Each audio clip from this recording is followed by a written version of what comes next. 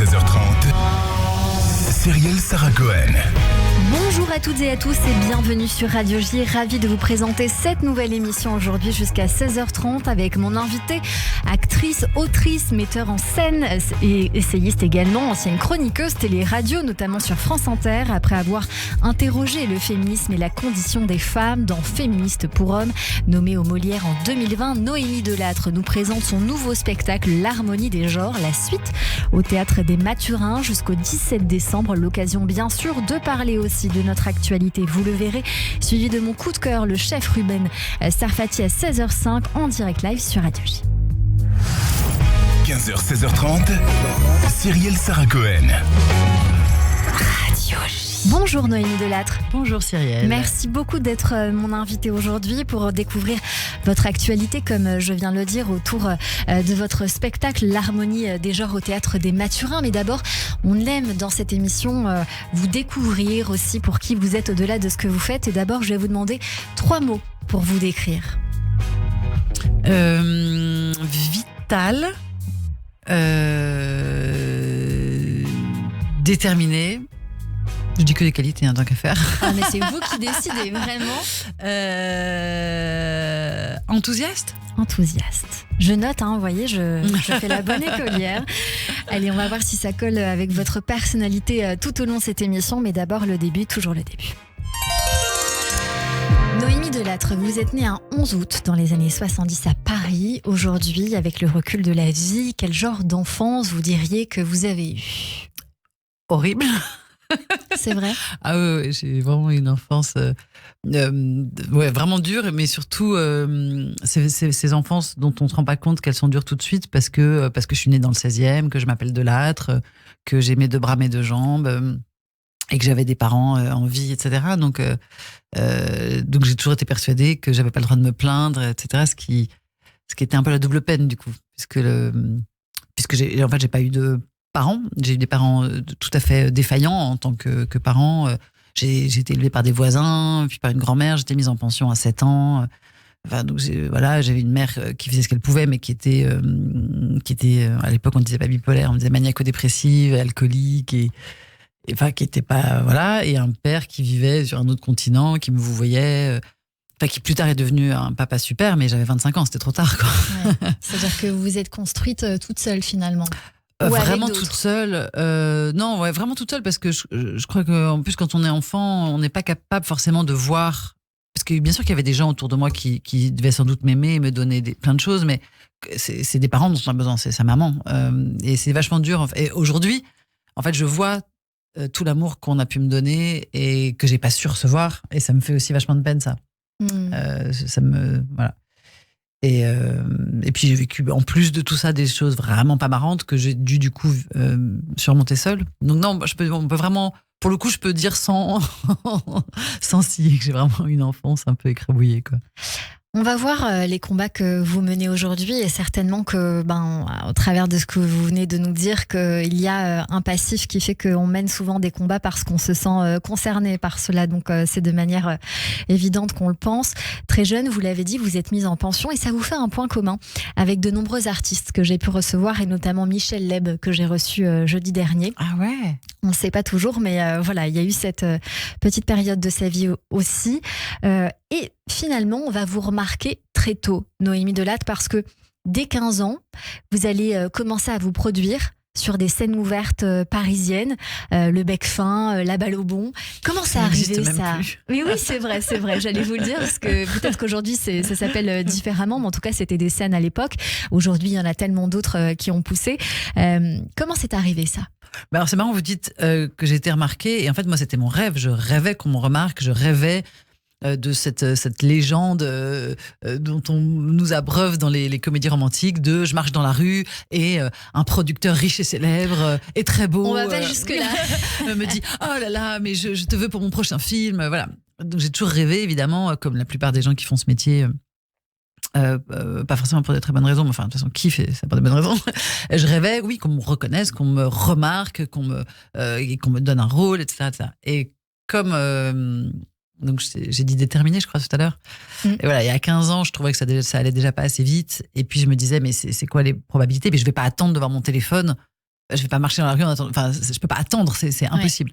Donc je me suis dit, avec une amie, Delphine Nacouk, on s'est dit, viens, on va écrire nous-mêmes nos spectacles et on va les jouer. Et puis voilà. Et donc en fait, c'est dans ces théâtres-là, je jouais des sketchs qu'on avait écrits nous-mêmes, qu'on mettait en scène nous-mêmes, qu'on jouait nous-mêmes à 15 ans. La théière perfide. Ouais, exactement. C'était notre premier duo. Premier spectacle que vous aviez à cœur de dire si jeune. Qu'est-ce que vous disiez dans ce spectacle ? Eh bien, à la fois pas grand-chose. Enfin, c'est-à-dire qu'il n'y avait pas un discours pensé comme ce que je peux avoir aujourd'hui. Il n'y avait pas une construction, mais en vrai, si on disait déjà quelque chose sans s'en rendre compte, c'est-à-dire que on n'arrêtait pas. Il n'y avait pas de duo de filles. Il y avait très peu d'humoristes femmes en France, très très peu. Vraiment, il y avait Muriel Robin, Valérie Lemercier, Mimi Mati. Enfin, je crois que c'était tout.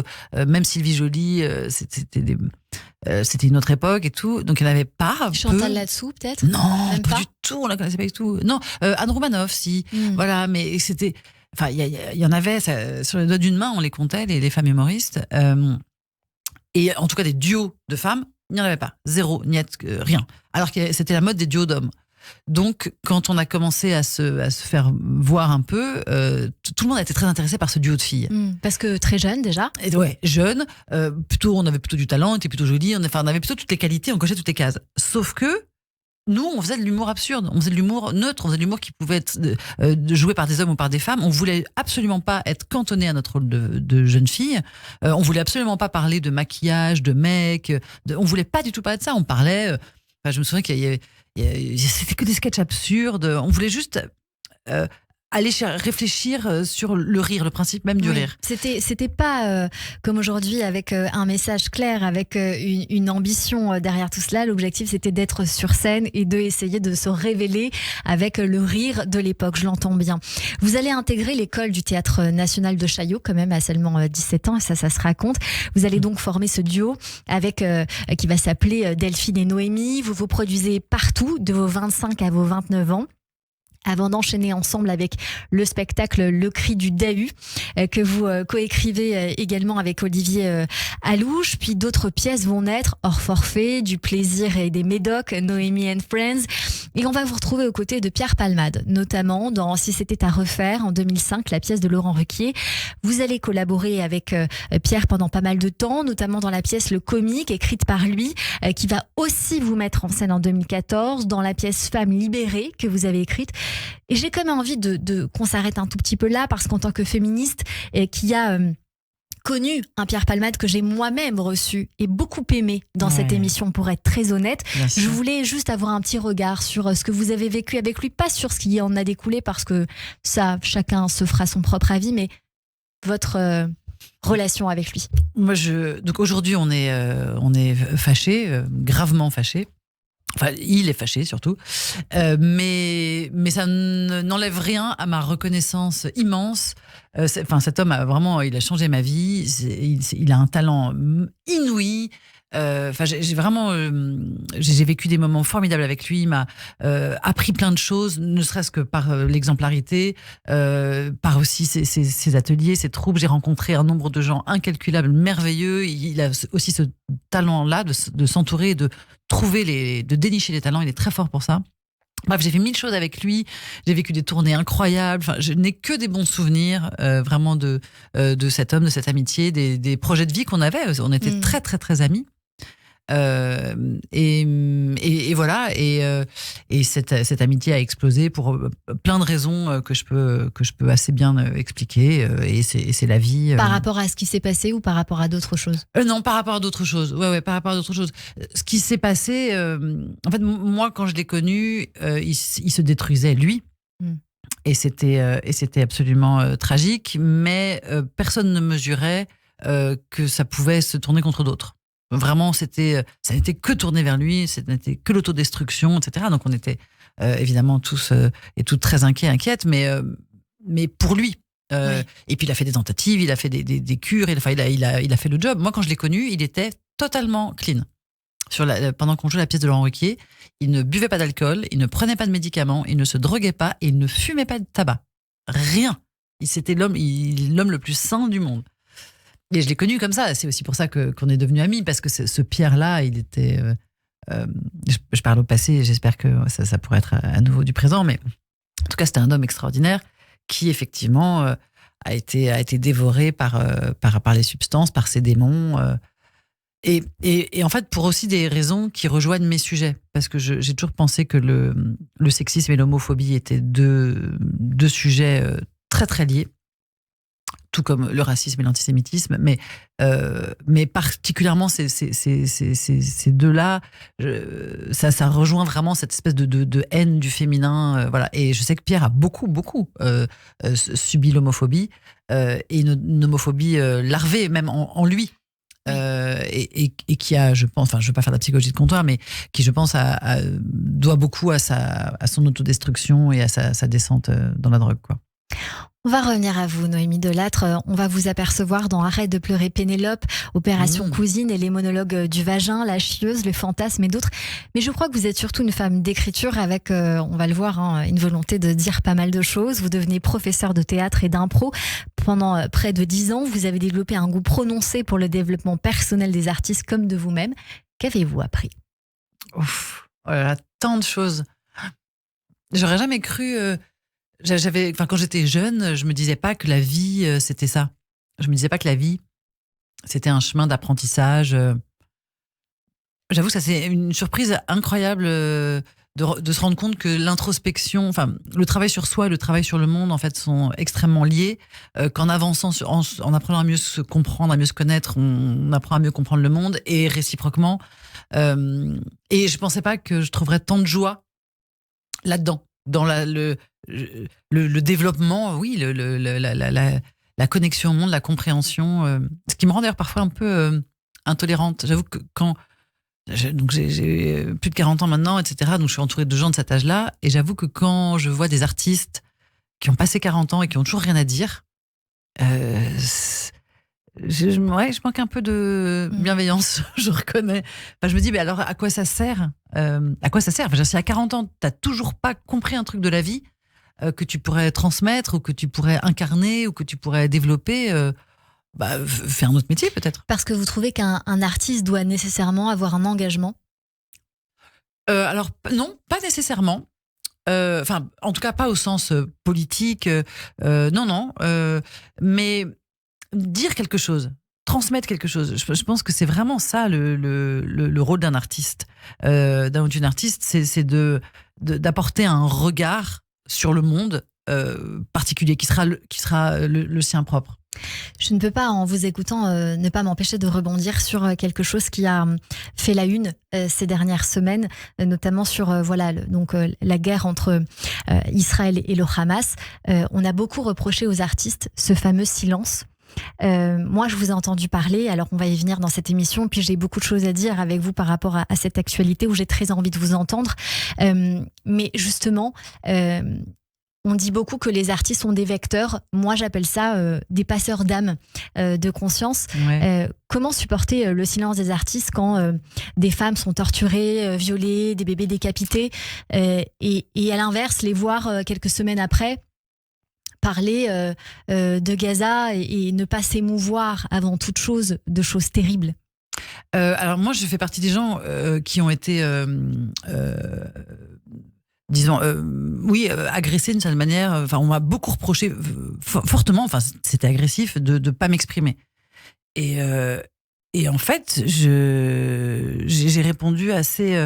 Enfin, il y a une ou deux personnes à qui j'ai répondu. Les autres, je me suis dit, bon, c'est pas. Mais en disant, ben non, en fait, pardon, mais je suis artiste. Enfin, là, permettez-moi d'être en deuil. Juste, je suis en deuil. Juste, j'ai mal, j'ai peur, je comprends pas ce qui se passe. Je suis pas politologue, je suis pas. Enfin, foutez-moi la paix, quoi. Enfin, je suis pas général de guerre, je suis pas.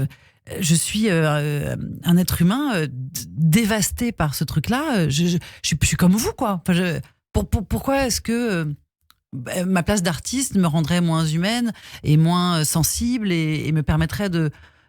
Et puis, j'aurais dit tellement de conneries, je pense, que si j'avais parlé tout de suite, on sait pas tout, on sait pas. J'étais complètement. J'étais juste choquée, quoi. Donc la seule chose que je pouvais dire, c'est horrible. C'est horrible. C'est horrible. J'ai envoyé des messages à tous les gens que je connaissais qui pouvaient être concernés de plus proche que moi pour leur dire que j'étais là, que je pensais à elle et à eux, etc. Et j'étais en deuil, c'est-à-dire c'était une pensée permanente, constante, une disponibilité à ce sujet, mais en dire quelque chose, ça m'aurait semblé déplacé. C'est étonnant, on a trouvé déplacé que je ne parle pas, que je ne fasse pas quelque chose qui, moi, m'aurait semblé déplacé. D'un coup, de dire, moi, Noémie Delattre,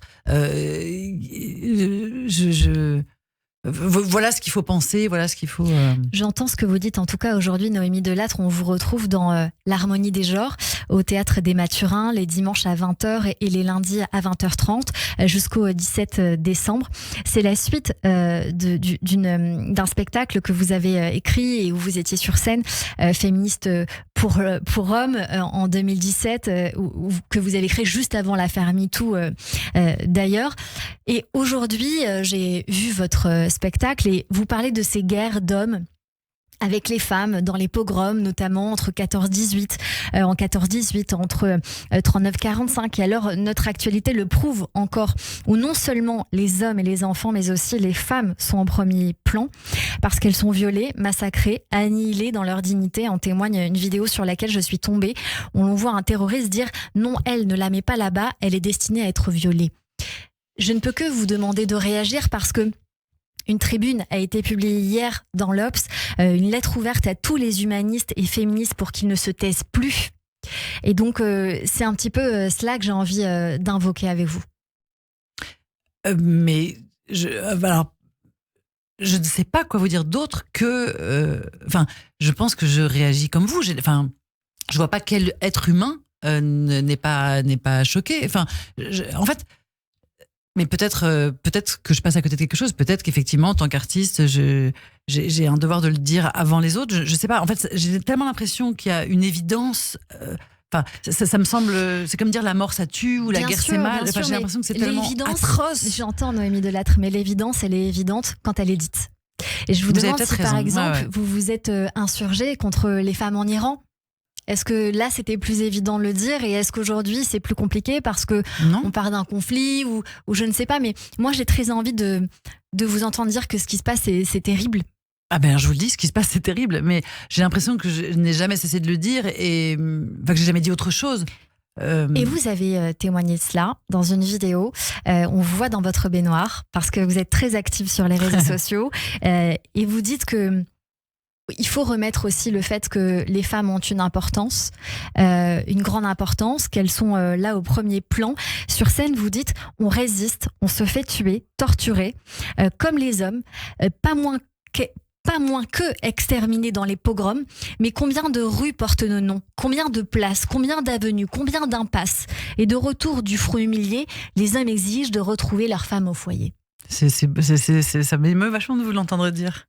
J'ai trouvé que c'était très très fort et forcément là c'est obligatoire de parler de cela avec vous. J'en profite pour dire que pardon parce que l'actualité nous sert malheureusement, donc je suis obligée de parler de cela. Il y a eu des atrocités qui sont insoutenables dont j'ai pas forcément envie de m'étendre. Il y a notamment cette israélo-allemande de 22 ans, Shani Louk, qui est devenue le symbole de la barbarie qu'on a vu notamment dans une camionnette, à l'arrière d'une camionnette à ciel ouvert, où on voit c'est les barbares, les terroristes du Hamas qui la trimballent avec son corps. On voit qu'elle est dénudée, on voit clairement qu'elle a été massacrée. Je dirais pas la suite par respect parce que c'est innommable sur ce qu'on sait depuis, mais on a appris qu'elle était morte. Et forcément, j'ai envie de vous faire réagir sur le fait qu'il faut encore rappeler qu'il y a la défense des droits des femmes, des enfants, que c'est une des valeurs fondamentales dans nos sociétés. Et c'est aussi ce que vous dites sur scène. Bien sûr, mais d'autant que il y a beaucoup de masculinistes qui disent ah oui, les féministes à ce temps-là se plaignent, mais qu'est-ce qui va à la guerre, qu'est-ce qui va... J'ai dit oui, ok, déjà pas en Israël, les hommes et les femmes vont à la guerre de la même manière. Exactement. Premièrement, et deuxièmement. Tous les chiffres le montrent, peut-être que ce sont les hommes qui font la guerre, mais les gens qui en meurent sont les civils. Et en priorité, les femmes et les enfants. Donc même cet argument-là, il est... je veux dire, Simone de Beauvoir disait, il suffira de la moindre crise, du moindre conflit pour que tout soit remis à zéro. Et effectivement, on le voit. Et le texte que vous avez cité fait partie d'un slam qui ouvre le spectacle, qui retrace plusieurs moments de l'histoire très connue, dans lesquels à chaque fois, les femmes ont été comme les hommes au front, comme les hommes ont réclamé des droits, comme les hommes ont réclamé la liberté ou l'égalité, mais n'ont pas obtenu le droit de vote, n'ont pas obtenu le droit d'avorter, n'ont pas obtenu le droit de vivre, n'ont pas obtenu la reconnaissance, etc. C'est-à-dire qu'effectivement, les femmes et les enfants sont toujours les premières victimes. Enfin, il n'y a pas de contre-exemple en fait à ça, malheureusement. Alors que pourtant, selon le droit international, ils doivent à tout prix rester en dehors des conflits, que le viol comme arme de guerre est considéré comme un crime contre l'humanité, crime de guerre et instrument de génocide, dans les articles 6, 7 et 8 du statut de Rome qui a institué la Cour pénale internationale. Donc voilà, c'est obligé de le dire et on voit qu'aujourd'hui, ça passe pas, que malgré tout, il y a une guerre qui éclate, que les femmes sont en effet au premier plan, qu'elles sont des symboles, malheureusement.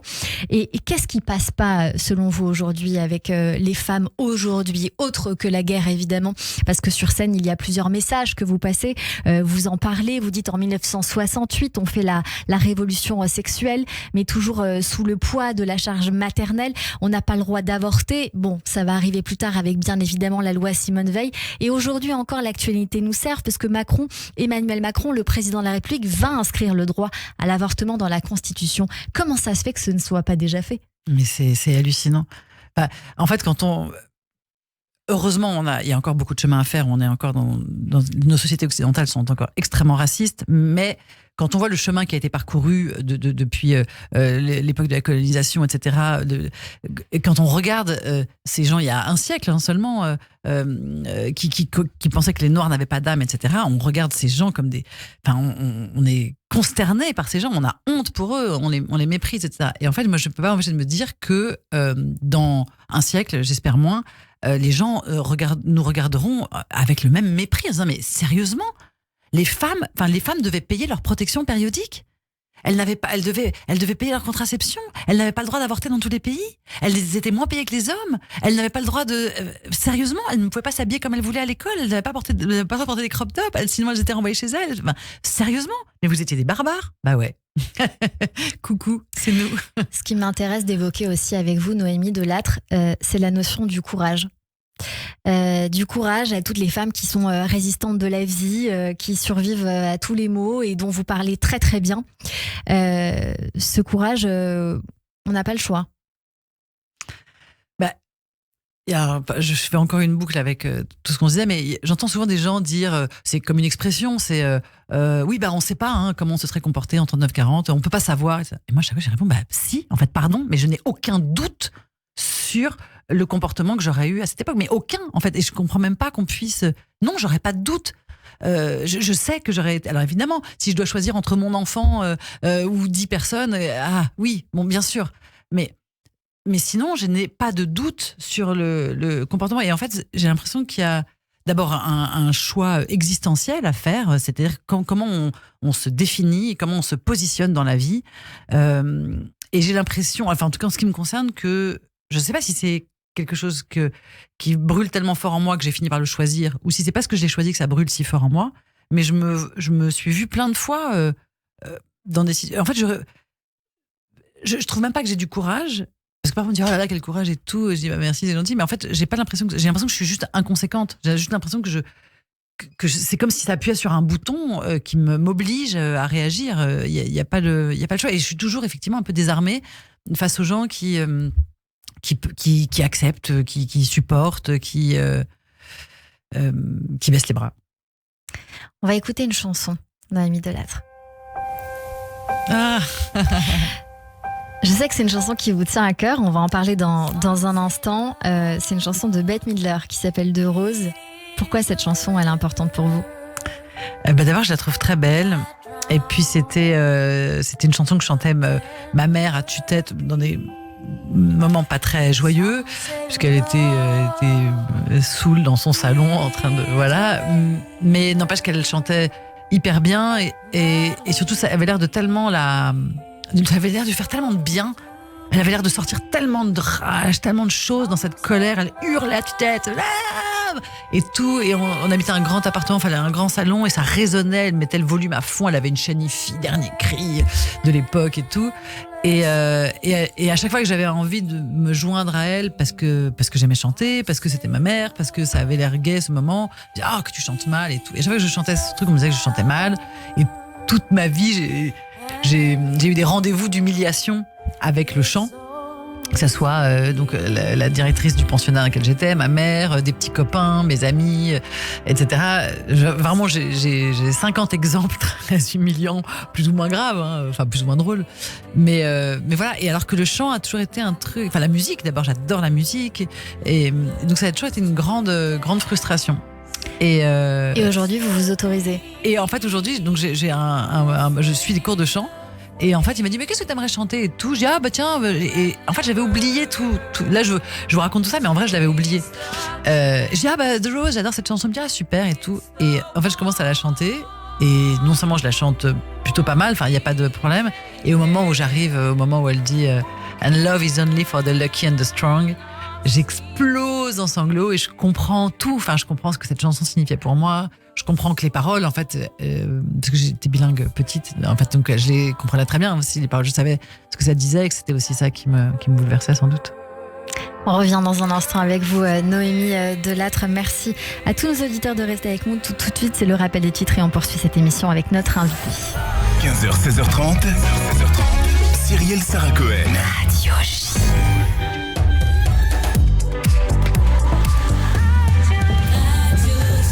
– 15h30, passé de 2 minutes sur Radio J. Bonjour et bienvenue. Tout de suite, le rappel des titres avec Etanit Belaïch.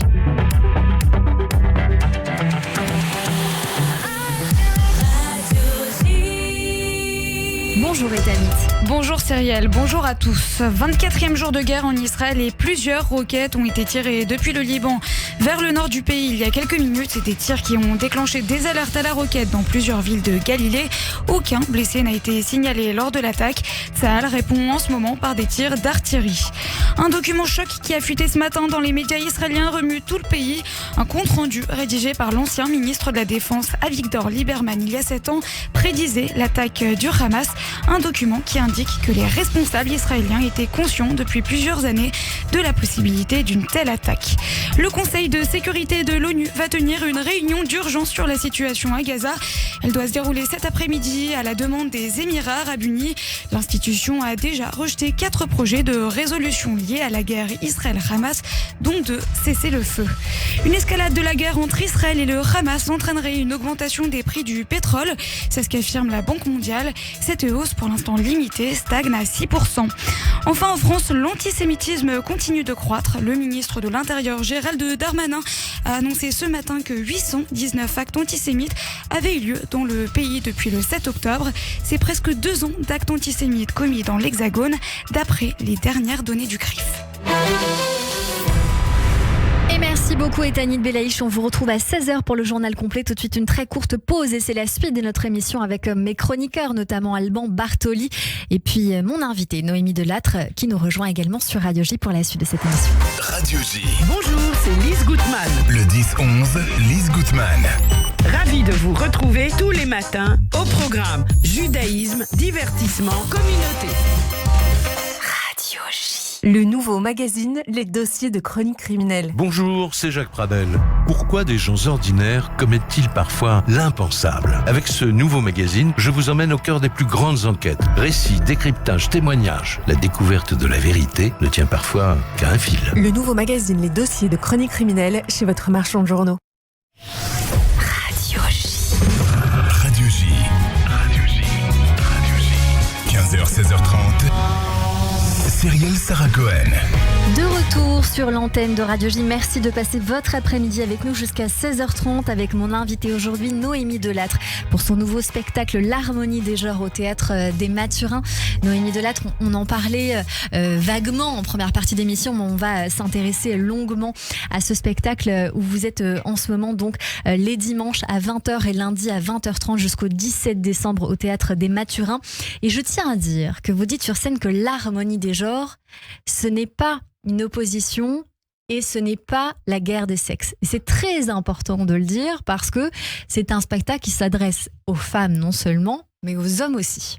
Complètement, c'est vraiment toute l'idée de ce spectacle, c'est vraiment tout ce que je défends, c'est d'arrêter la guerre des sexes, quoi. C'est de penser une harmonie vraiment du genre, c'est-à-dire entre les hommes très masculins d'un côté, les femmes très féminines de l'autre, et tout ce qui peut se passer entre les deux, et comment on peut évoluer, comment on peut chacune puiser de chaque côté tranquillement. 3 grandes questions dans ce spectacle. Comment les hommes vont-ils trouver leur chemin vers une masculinité heureuse et bienveillante? Comment les femmes vont-elles réussir à être fortes et épanouies tout en étant parfois désespérément attirées par des bad boys? Et comment vous avez envie de prendre votre place dans votre intimité, comme toutes les femmes d'ailleurs, avec une pseudo-soumission acceptée, tout en continuant de se battre en public pour les droits à l'égalité. Vous soulevez tout ça et vous partez du postulat qu'avec l'humour, la musique, le message passe mieux que si on nous crie dessus avec ces fameux discours politiques ou militants qui assèchent l'esprit. Ça, c'est sûr. Moi, je vois que je l'ai subi avec l'écologie. J'avoue, j'étais très à la bourre là-dessus. Et j'ai mis beaucoup de temps à comprendre les enjeux parce qu'en fait, j'avais l'impression qu'on me traitait comme une petite fille en me disant « Fais pas ci, fais pas ça, t'es idiote, nanana. » J'ai l'impression qu'on m'interdisait tout et ce discours-là m'a totalement obscurci l'esprit.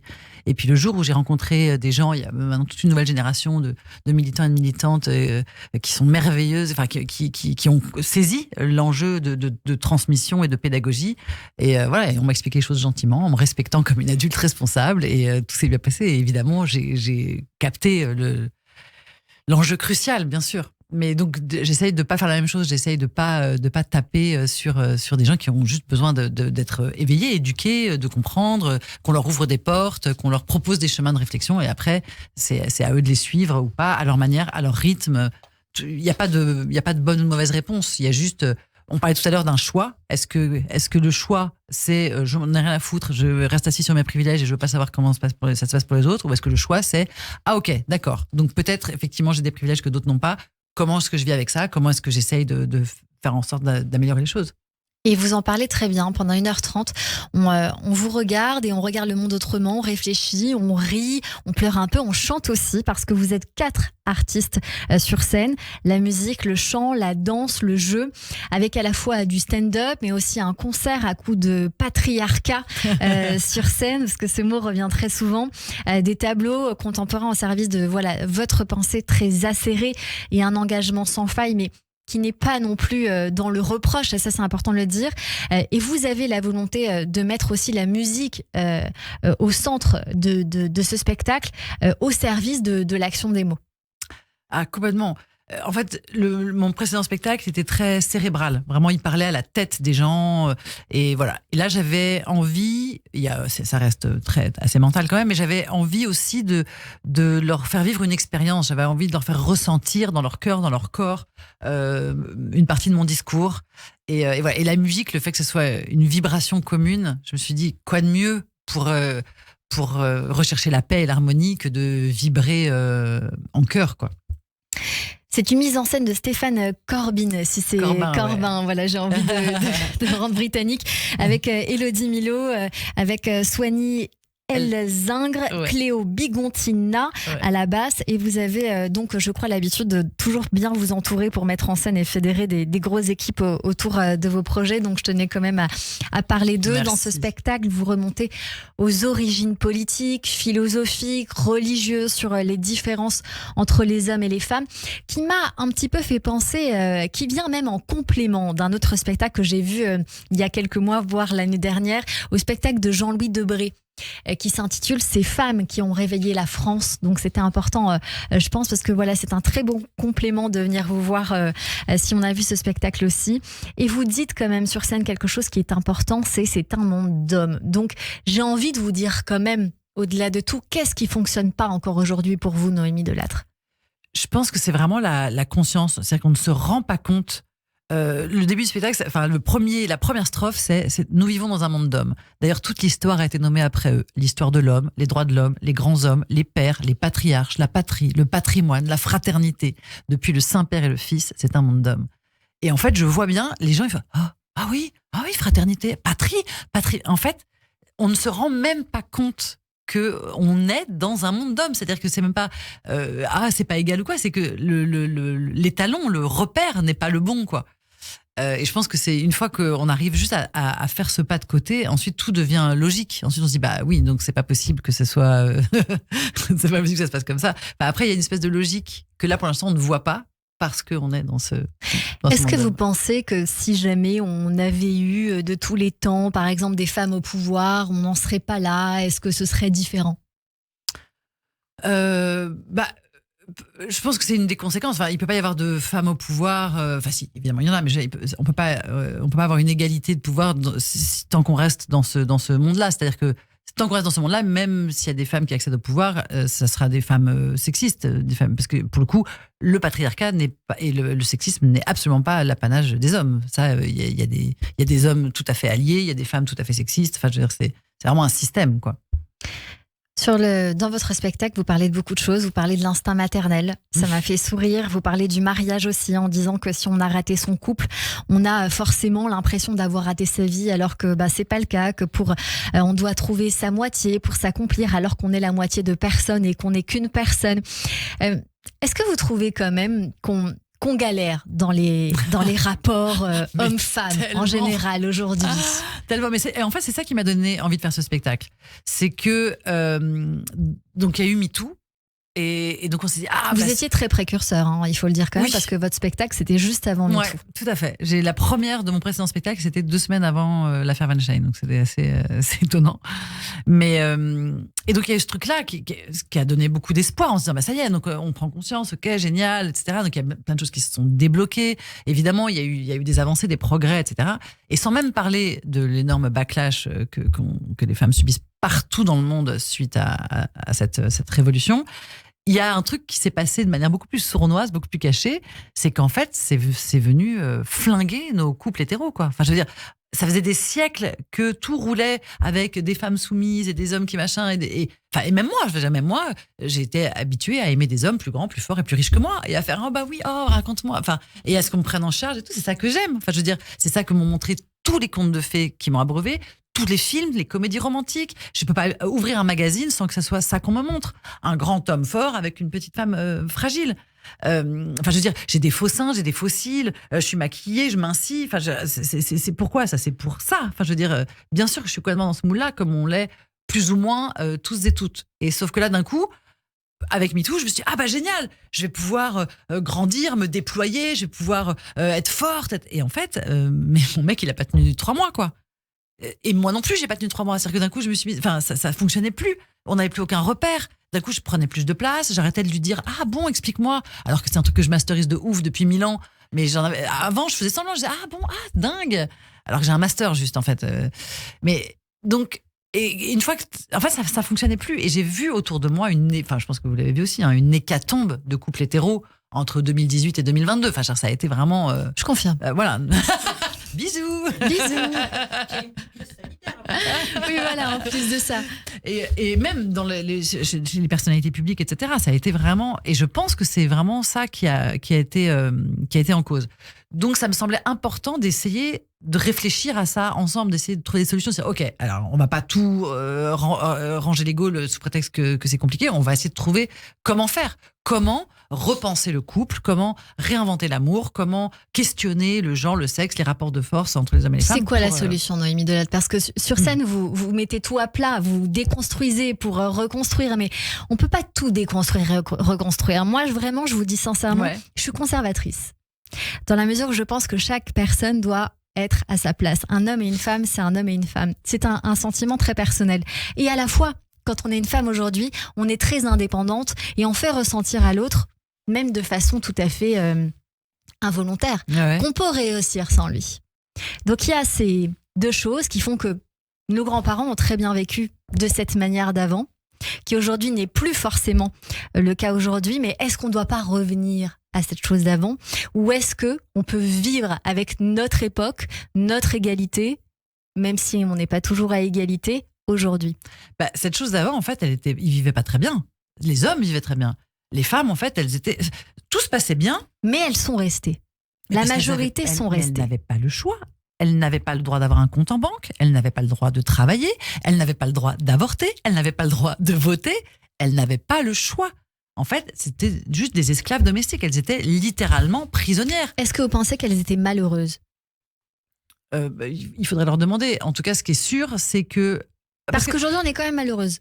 Oui, mais la question du malheur, en fait, elle est pas tout à fait juste parce que on a cette histoire d'enfant qui a vécu dans une cave et qui disait qu'il n'était pas malheureux. Il a jamais connu autre chose. Il y a ces enfants tabassés par leurs parents qui aiment leurs parents. La question du bonheur ou du malheur, elle est trop compliquée, je pense, pour être un vecteur de choix. En fait, c'est pas ça.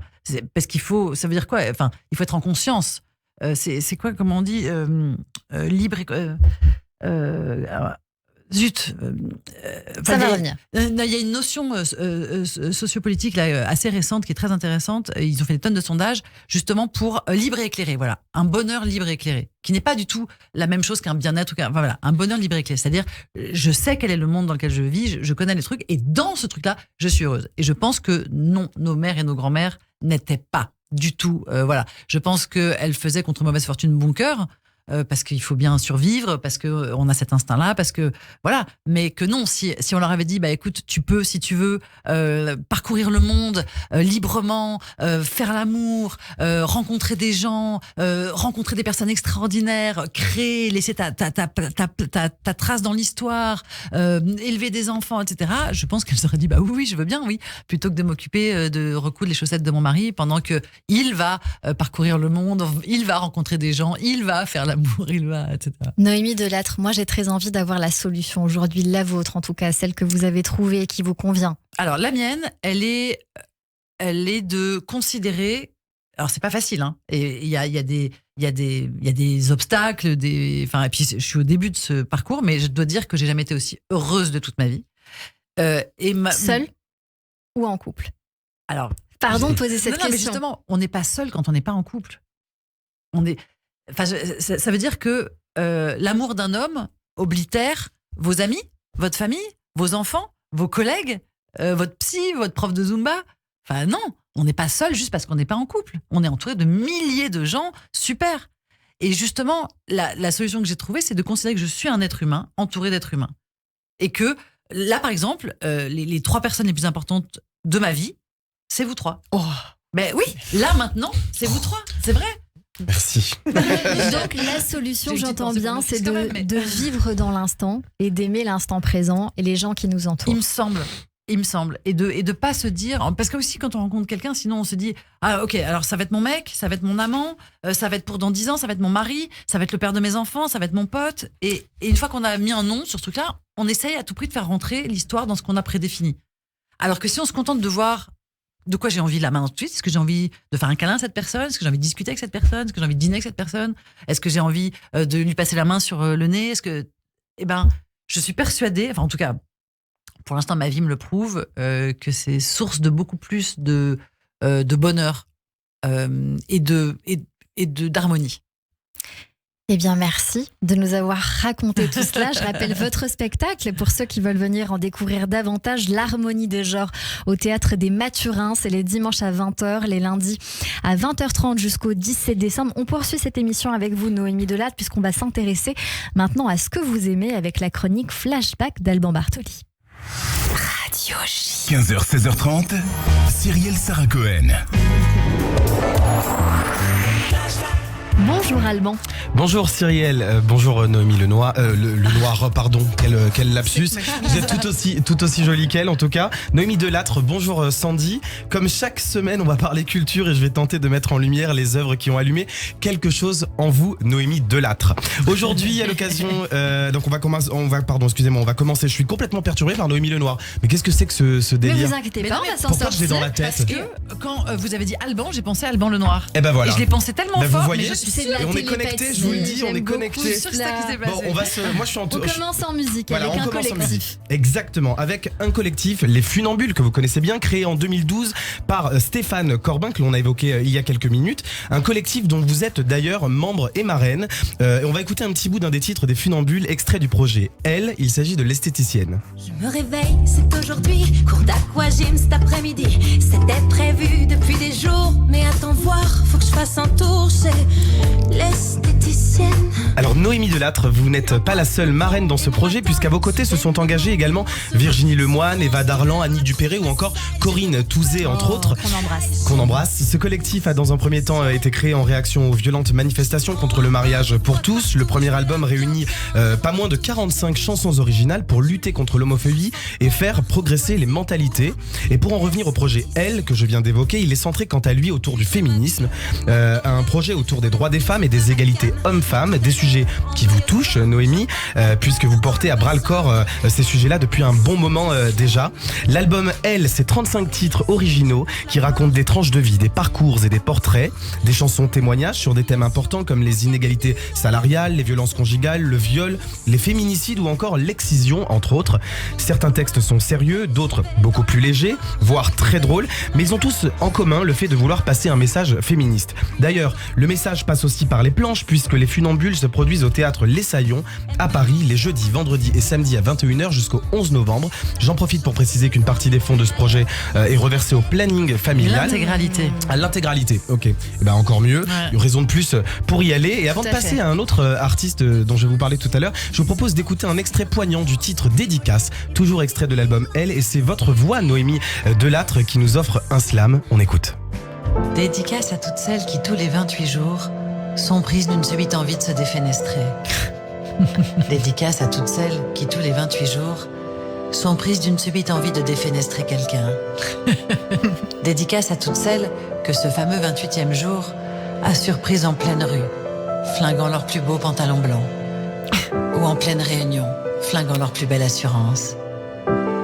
Dédicace à toutes celles à qui c'est arrivé le jour de leur mariage, de leur soutenance de thèse, de leur premier jour de boulot, du retour de leur mec ou de leur meuf après 3 mois d'absence en vous remerciant. Noémie Delattre, c'est vous qui avez écrit ce slam ? Oui. En fait, au départ, c'était pas un slam, c'était un passage de mon précédent spectacle, Féministe pour hommes, et qui, effectivement, de par l'anaphore, etc., avait quelque chose d'un peu slamé. Et donc, Stéphane m'a demandé de le transformer un peu pour l'enregistrer sur l'album des Funambules. On va continuer en musique à Alban avec une autre artiste qui met elle aussi, je crois, les histoires de femmes au centre de son œuvre. Absolument, Cyrielle. Je vais vous parler d'une artiste prometteuse. Elle s'appelle Gervaise et on va écouter un extrait de son titre Fuck mon corps. Tu aimes mes fesses dans la glace, je les aime pas, je les aime pas. Tu aimes mes jambes dans la glace, je les aime pas, je les aime pas. Mes chevilles, mes épaules, mes genoux, moins de ci, plus de ça. Mon visage, mes bras et mon cou, ça te plaît, moi pas. Je lutte avec moi-même, à la ville encore plus qu'à la scène. Je lutte, je me bats avec moi-même, quelqu'un sait-il comment on s'aime. Auteure, compositrice et interprète, Gervaise navigue entre la pop et le groove des années 80. Bien que peu connue du grand public encore, en 10 ans, elle peut déjà se vanter d'un joli palmarès puisqu'elle a assuré les premières parties d'artistes comme Sanseverino ou encore Michel Fugain et a également remporté des prix prestigieux pour ses créations comme le prix SACEM, le prix Georges Moustaki ou encore le prix France Bleu. En mai dernier, elle sort la chanson Fuck mon corps, extrait de son EP Cher Tendre, sorti le 8 septembre. Une chanson dans laquelle elle évoque ses complexes sans détour et avec une justesse qui caractérise généralement l'ensemble de ses textes. Pour son clip disponible sur YouTube, Gervaise s'est entourée d'une jolie équipe de femmes au corps multiples. On y aperçoit une femme qui a subi l'ablation d'un sein, une femme un peu plus poilue que la moyenne, une ronde, une mince, une ridée ou encore une femme enceinte avec cette idée prédominante que la femme est belle et forte.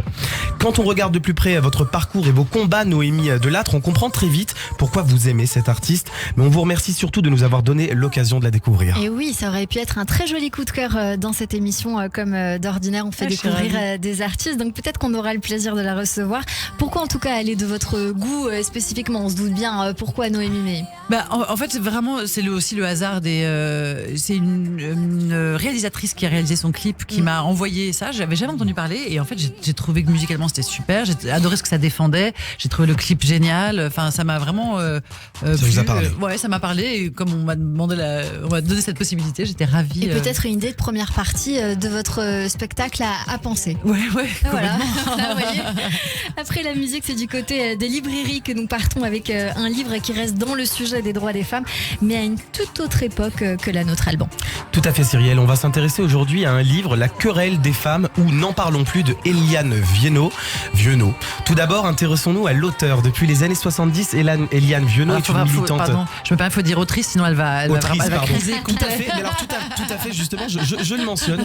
Elle s'est notamment beaucoup investie dans les campagnes pour le droit à l'avortement, pour la parité homme-femme et pour l'institutionnalisation des études féministes. Et elle s'est toujours intéressée aux relations de pouvoir entre les sexes et à leur traitement historiographique. Dans cette introduction, justement, vous me l'avez fait remarquer, j'ai évoqué le mot auteur avec un E, mais je devrais plutôt dire autrice, car c'est en partie grâce à Eliane Vieunaud que ce terme a été repopularisé à la suite de son ouvrage daté de 2014 et intitulé « Non, le masculin ne l'emporte pas sur le féminin. Petite histoire des résistances de la langue française ». Pour en revenir au livre La querelle des femmes, il s'agit là d'un ouvrage qui retrace les polémiques sur le rôle et la place qu'occupaient les femmes à la fin du Moyen-Âge. Eliane Vieunaud a basé ses recherches sur des traités ou encore des œuvres d'art de l'époque qui décrivent les positions qui ont visé à empêcher ou à faciliter l'accès des femmes à certaines activités, à certains droits ou tout simplement à une reconnaissance équivalente à celle des hommes. La querelle des femmes, ou N'en parlons plus, aux éditions XL, c'est 124 pages qui nous prouvent que le féminisme n'est pas un effet de mode 2.0, mais plutôt une très très longue histoire effacée de beaucoup de mémoire malheureusement. Ouais.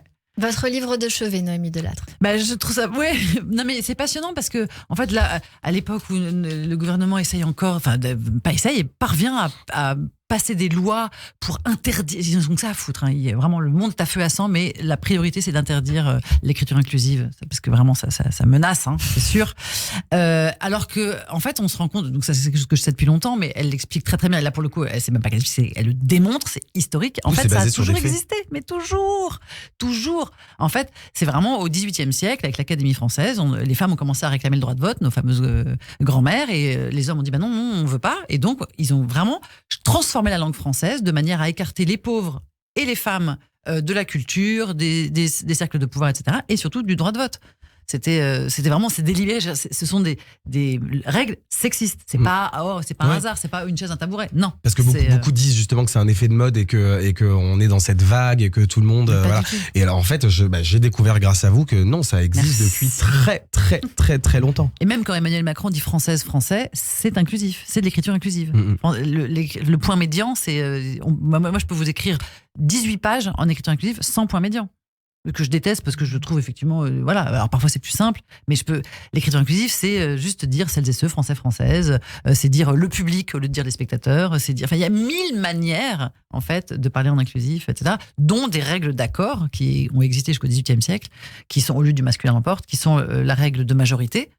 C'est-à-dire, voilà, c'est simple. S'il y a plus de femmes, c'est la femme qui l'emporte. On dit, s'il y a 100 femmes, et parce que là aujourd'hui, quand même, il faut savoir que s'il y a 8 millions de femmes et un homme et un bigorneau, on doit dire qu'ils sont beaux. C'est vrai. Pardon, mais je trouve ça, voilà, donc ça c'est une règle qui est toute simple et qui a été utilisée, enfin je veux dire, voilà. Et si c'est le même nombre, comme là on est, alors on utilise la règle de proximité, c'est-à-dire quel est le mot le plus proche. Si on dit par exemple, les hommes et les femmes de cette table sont belles, les femmes et les hommes de cette table sont beaux. Et ça, on trouve trace de ça dans Racine. Racine, il dit 5 jours et 5 nuits entières. Entière, parce que c'est une nuit qui est le plus proche de. Enfin, je veux dire, ah oui, d'accord. C'est pas, enfin, c'est pas une, c'est pas pour emmerder les gens. C'est juste, en fait, ça a toujours existé et ça a été enlevé pour des raisons sexistes. Grande cause du quinquennat, peut-être. Ouais, du coup, je sais pas. Un autre livre que vous avez aimé aussi, Mon privilège, ton obsession, de Nathalie Achard. Ton oppression. J'ai dit quoi? Ton obsession? Ton oppression. Oui, mais j'ai peut-être mal écrit moi-même. Oui, c'est peut-être pour ça, ou alors c'est moi. Bon, enfin, peu importe. En tout cas, c'est, on l'a bien compris, Ton oppression de Nathalie Achard. J'ai envie qu'on écoute une petite musique que j'ai très envie d'écouter de Frankie Perez avec Subliminal, Hatsal et Itzik Chamli, Inenou, et on revient dans un instant avec l'introspection. Merci beaucoup Alban Bartoli pour cette chronique sur l'antenne de Radio J. De rien le voilà. L'ignorance qui se promène, je suis l'enfant d'Israël, entraîné par rebelle. Et toute cette merde qu'on a passé, des promesses signalo, on nous déchire aux infos, pas un vrai mais que du faux. La vérité du micro implacable, instoppable, intouchable. Message à tous ces msins qui veulent nous rendre misérables, pauvres diables. Œil pour œil et dent pour dent, on restera tous aveugles, on restera tous sans dents. C'est le cri des nations, sans notion la désinformation. Je suis parti de l'équation qui critique la négation. On rêve de voir un futur, c'est combat au présent. Message venu du cœur et gravé dans Sion.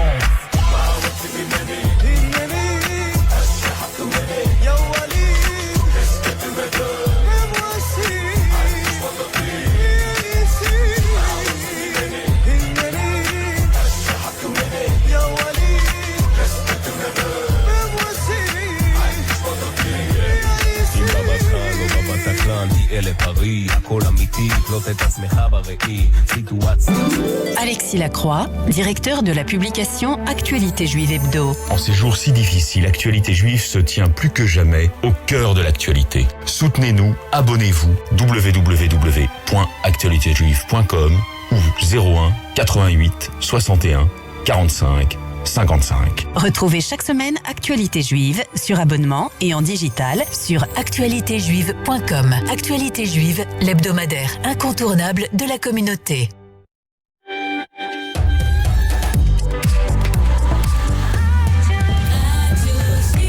Il est 16h sur Radio J. Bonjour et bienvenue. Tout de suite, le journal de l'information avec Etanit Belaïch.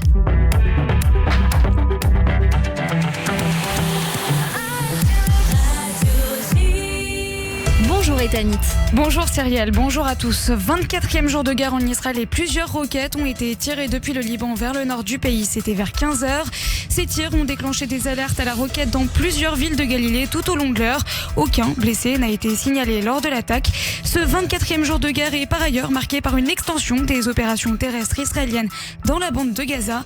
Notre correspondante en Israël, Pascal Sunshine, revient sur ces opérations. Et cette fois, contrairement aux opérations précédentes menées par Tsahal à l'intérieur de la bande de Gaza, l'armée israélienne communique à minima. D'ailleurs, même de l'intérieur de la bande de Gaza, les communications sont toujours extrêmement difficiles, ce qui fait qu'on ne sait pas exactement ce qui se passe. Des témoignages signalaient des tanks de Tsahal aperçus au sud de la ville de Gaza à la mi-journée. En tout cas, ce que Tsahal indique, c'est que ces troupes opèrent à l'intérieur du territoire palestinien contre des positions anti-tanks, contre des positions aussi des commandos de marine de l'organisation terroriste. Donc, continue de niveler, de préparer le terrain dans l'optique d'une offensive terrestre plus large qui reste à venir. Notre correspondante en Israël, Pascal Sunshine, un document choc qui a fuité ce matin dans les médias israéliens remue tout le pays. Un compte-rendu rédigé par l'ancien ministre de la Défense Avigdor Lieberman il y a 7 ans prédisait l'attaque du Hamas. 11 pages qui avertissaient déjà en 2016 de la volonté du Hamas d'envahir les communautés du sud d'Israël, d'organiser des massacres et de prendre des gens en otage. Le document, dont certaines parties ont été publiées ce matin par le quotidien Yediot Aharonot, présageait donc de nombreux éléments de l'attaque du 7 octobre.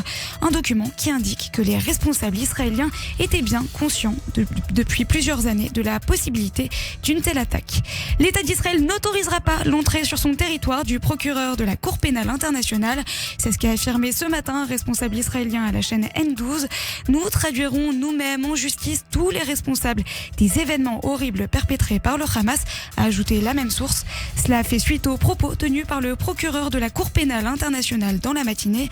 Karim Khan a affirmé qu'empêcher l'accès à l'aide humanitaire vers la bande de Gaza pouvait constituer un crime. Le Conseil de sécurité de l'ONU va tenir une réunion d'urgence sur la situation à Gaza. Une réunion sur l'incursion terrestre israélienne à Gaza et la situation humanitaire sur place. Elle doit se tenir cet après-midi à la demande des Émirats arabes unis. L'institution a déjà rejeté 4 projets de résolution liés à la guerre Israël-Hamas, dont 2 cessez-le-feu.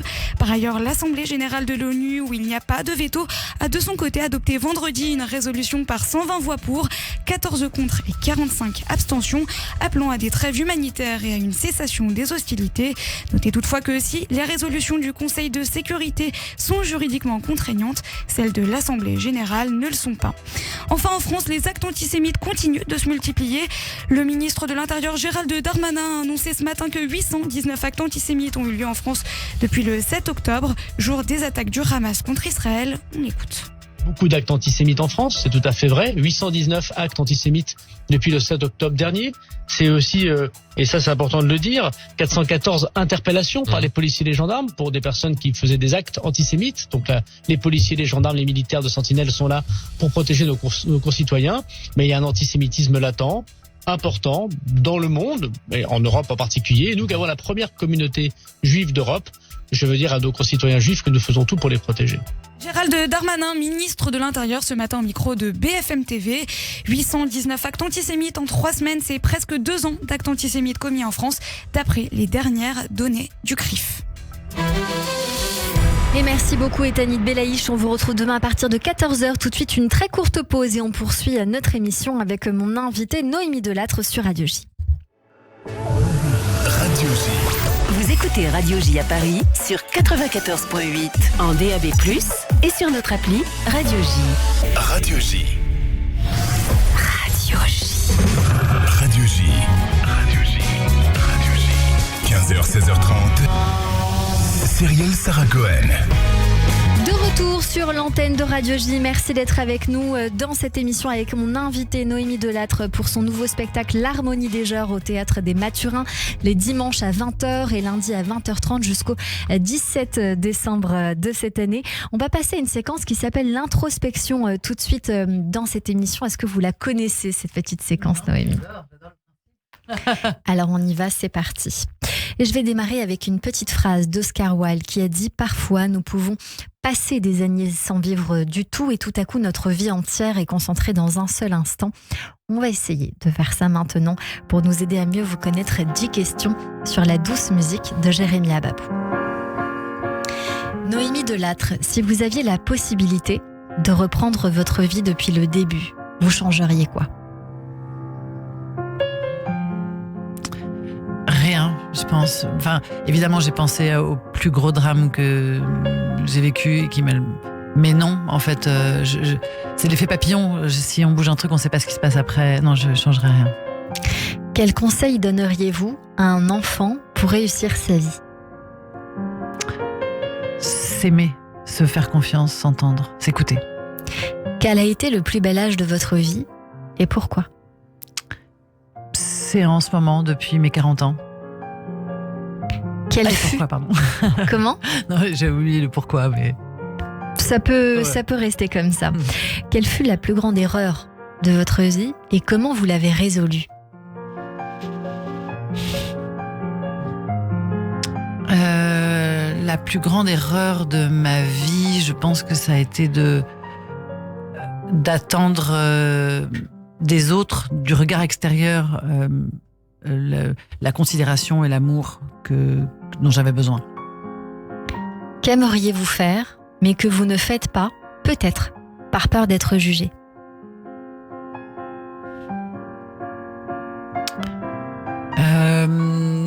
Abandonner complètement mon apparence physique.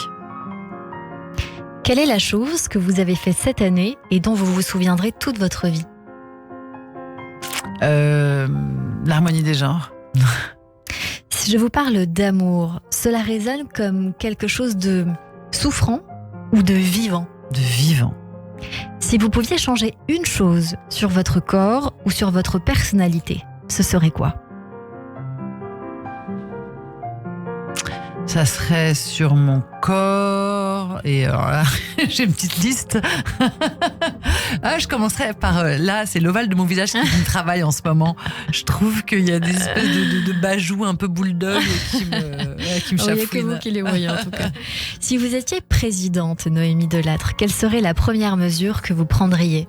Alors déjà, je tiens à vous dire que je compte me présenter aux élections présidentielles de 2047. Si on est toujours sous le régime du quinquennat et si on n'a pas fait péter la planète d'ici là. Donc c'est vraiment... Et la première chose que je ferais, ce serait d'écouter les personnes compétentes. Et pour terminer, Noémie Delattre, qu'aimeriez-vous que les gens retiennent de vous ? Quelque chose qui leur fait du bien. Quelque chose qui leur donne envie de s'aimer. Merci Noémie Delattre. Je rappelle que vous pouvez retrouver cette séquence en podcast sur le YouTube de Radio J, radioj.fr et sur toutes les plateformes d'écoute de l'émission. Tout de suite, c'est le portrait sur Radio J.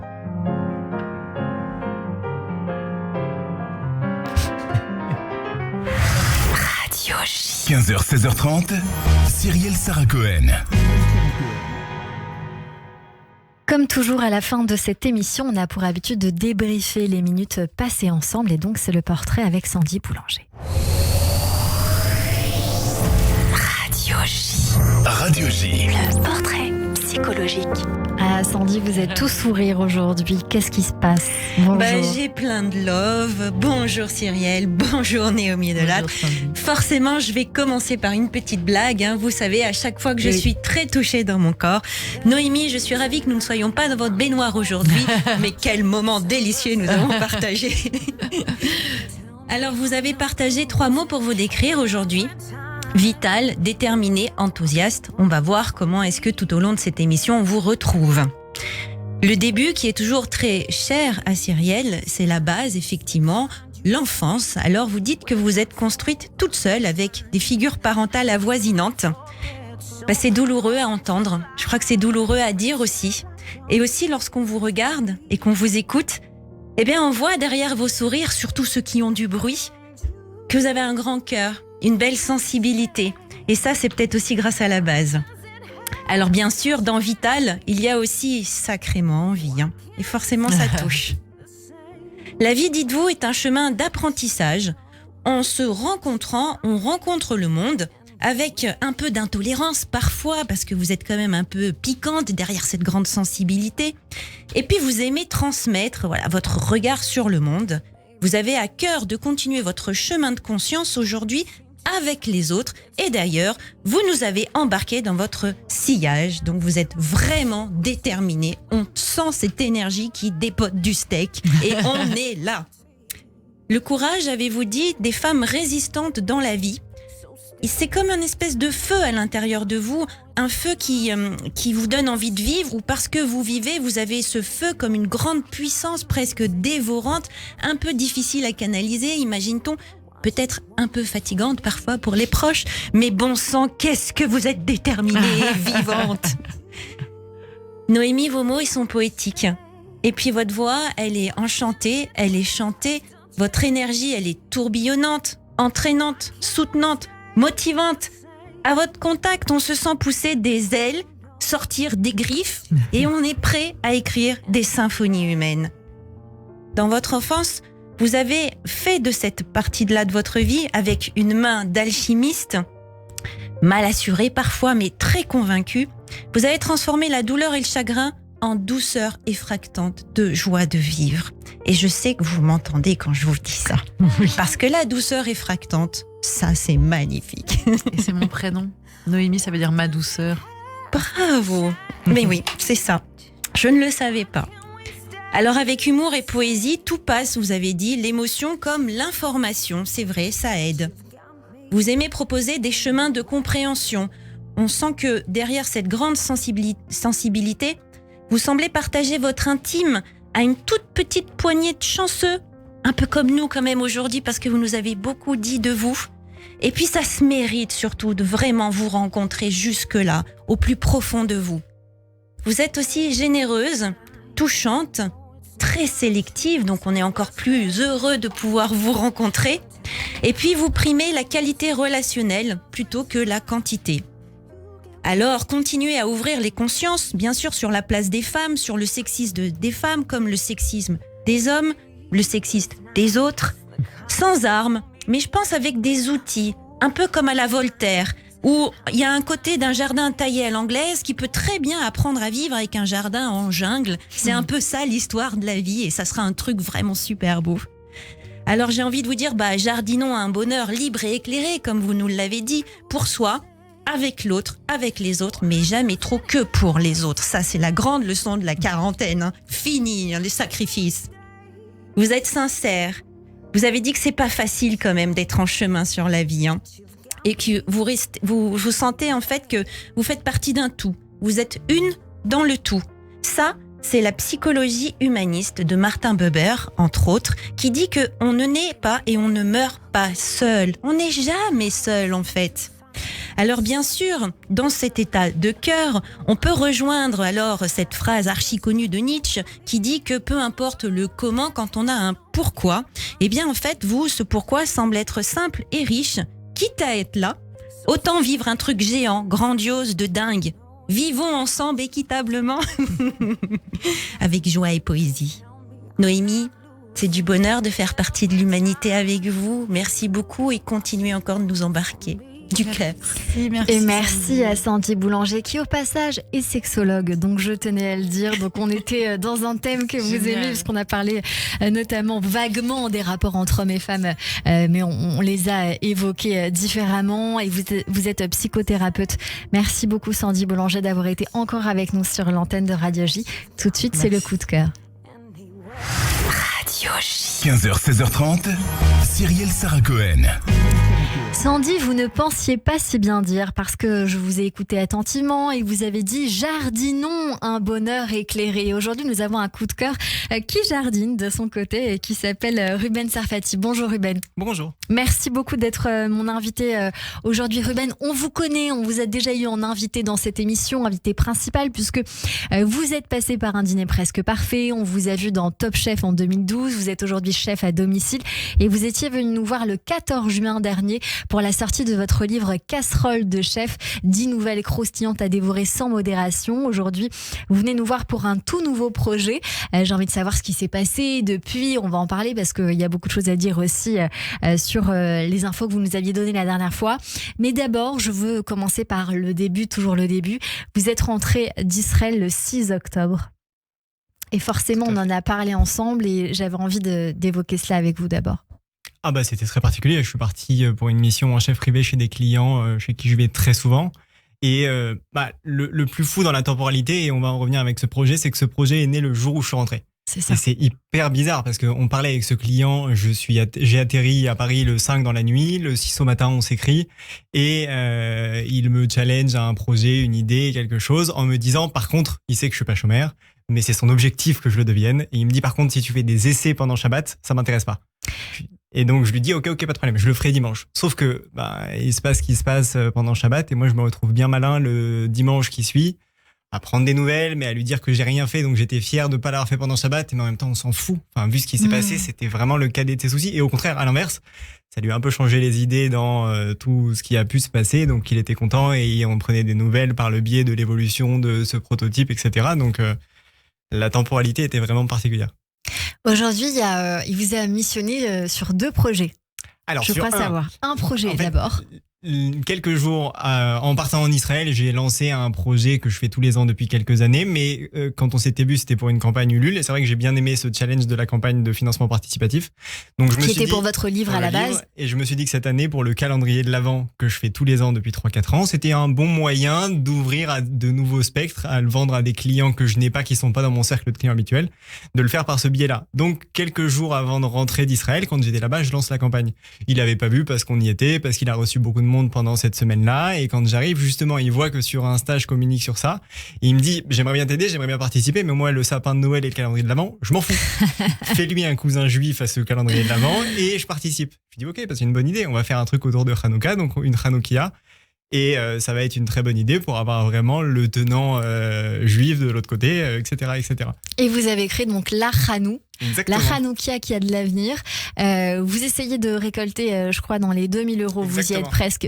Cet argent sert au développement de la Hanoukia pour la vendre après, ou c'est ceux qui donnent de l'argent sur cette campagne qui forcément vont suivre le projet juste pour vous aider? Oui, c'est pour aider, c'est pour donner vie au projet, c'est pour bloquer le temps nécessaire, les machines nécessaires pour la production, c'est pour voir la viabilité de ce projet. L'idée, c'est vraiment de faire un truc artisanal avec des beaux produits très durables.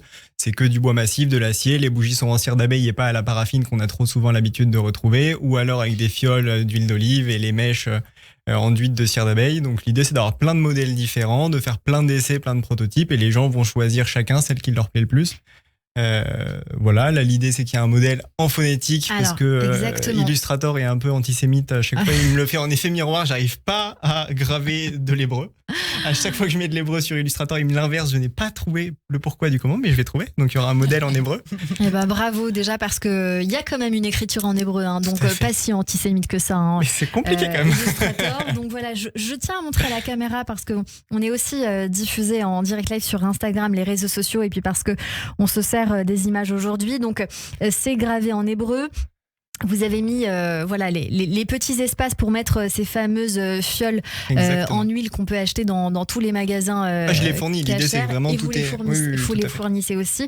La prière est écrite donc en phonétique, celle qu'on doit faire pour la prière de Hanouka qui arrive dans les prochaines semaines, hein, ça arrive tellement vite. Et puis une autre également...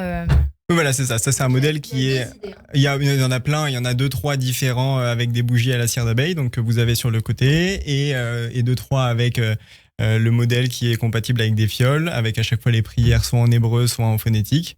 Et donc l'idée, c'est qu'avec ça viennent, comme le but, c'est de valoriser la cire d'abeille parce que j'ai des ruches. Il y a aussi un pot de miel qui vient avec. Voilà, et une petite toupie histoire de garder un petit peu les gimmicks de Hanouka. Également faite à la main de manière artisanale. Donc voilà, l'idée c'est d'avoir un petit peu... La toupie, j'en ai fait juste un proto hier, donc là elle n'y est pas, mais je l'ai mis sur Insta. Eh ben, c'est parfait ce que vous êtes en train de nous dire, Ruben Sarfati. Donc il y a, juste pour qu'on comprenne, on peut choisir un modèle ou 2 modèles.